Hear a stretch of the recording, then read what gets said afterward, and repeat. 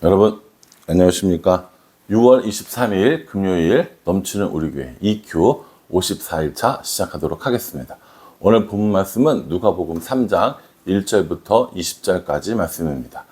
어제 말씀을 통해서 예수님께서 탄생하신 것들을 살펴보았고요. 어린 시절을 예수님께서 보내신 것도 같이 한번 살펴봤습니다.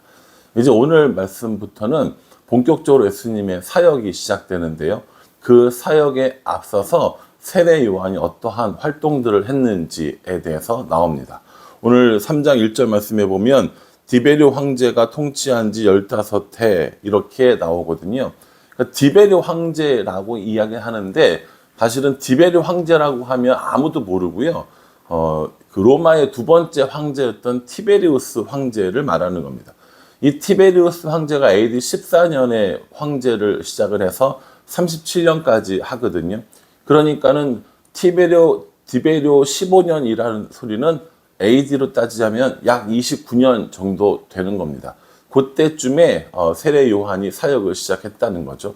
그 당시 정치적인 상황을 알려주고 있습니다. 1절에 보면 본디오 빌라도가 유대의 총독이라고 이야기합니다. 그러니까는 그 황제는 디베리오이지만 황제가 유대 지역까지 관할해서 다스릴 수는 없으니까 대신해서 총독을 보낸 겁니다. 일본이 우리나라를 식민 지배하고 또 히로부미 이런 사람들을 총독으로 보낸 것처럼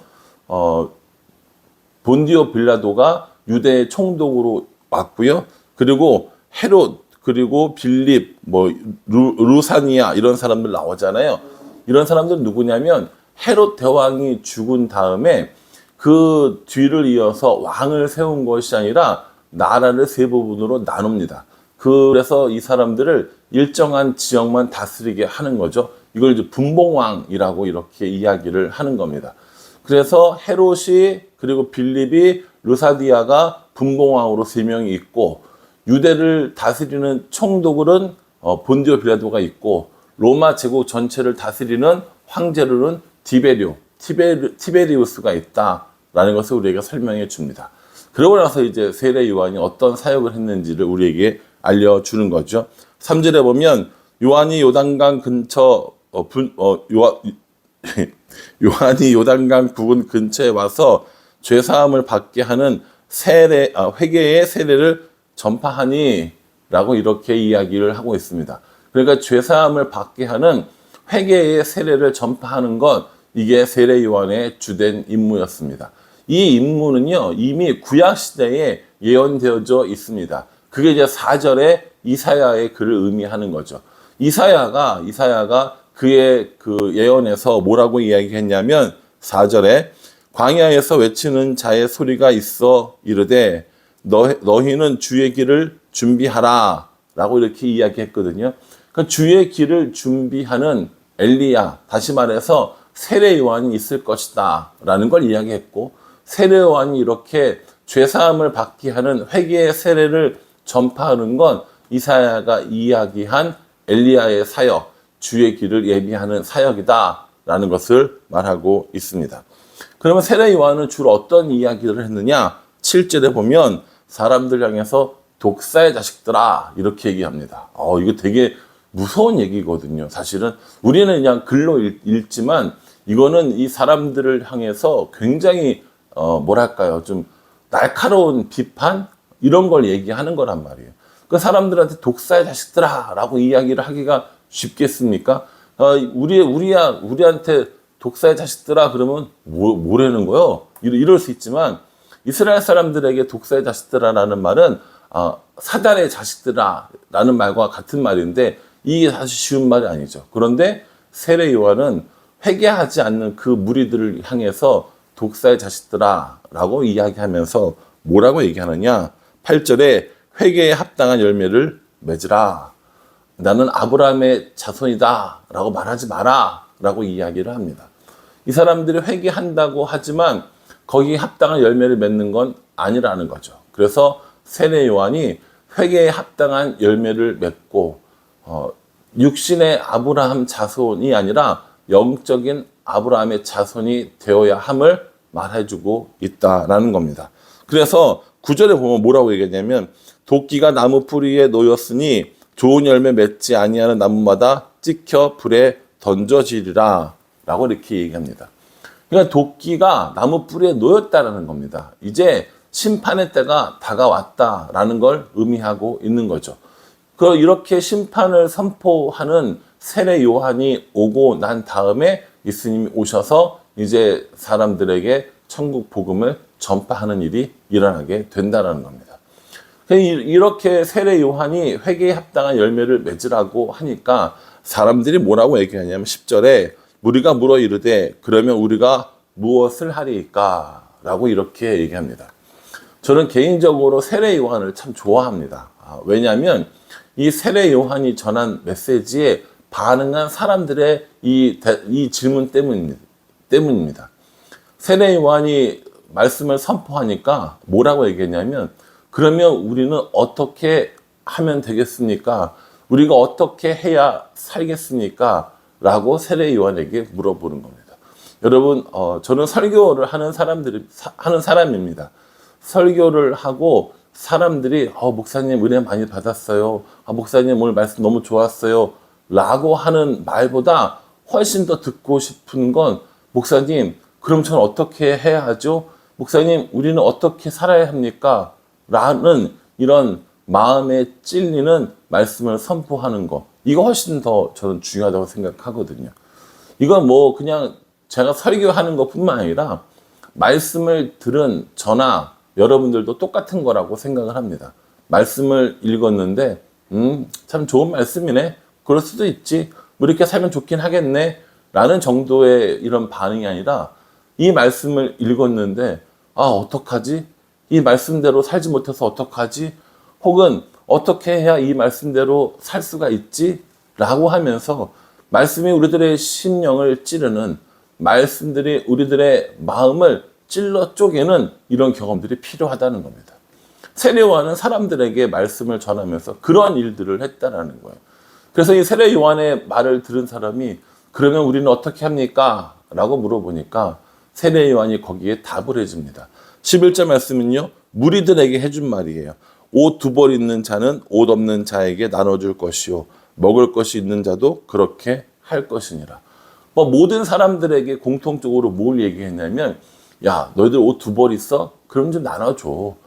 먹을 것이 있어? 그럼 없는 사람들에게 나눠줘 라고 이야기하면서 자신만을 위해 사는 것이 아니라 이웃들과 더불어 살 것을 말하고 있습니다.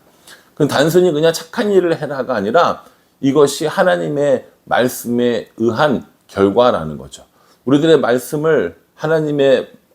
마음을 하나님의 말씀이 찌르면 그때 우리가 고백하는 것이 그러면 내가 할 수 있는 것으로 다른 사람을 돕고 섬기는 거, 이거 해야 된다라는 말을 하고 있는 겁니다. 그 주위에 있던 세리들이 물어봅니다. 세리들이 그러면 우리는 어떻게 합니까? 라고 물어보니까 12절에 세리들도 세례를 받고자 하여 와서 이르되 선생님이여 우리는 무엇을 하리까 하매 이르되 부과된 것 외에는 거두지 말라 라고 이야기합니다. 이 당시 세리들은요 로마에 부역하는 사람들이었거든요. 그러니까 로마에 100을 보내야 하면 자신들이 200을 걷어서 100은 로마로 보내고 100은 자신들이 착취하는, 그리고 로마도 그것을 알고 있으면서도 일정 부분 눈 감아주는 이런 시스템이었다고 합니다.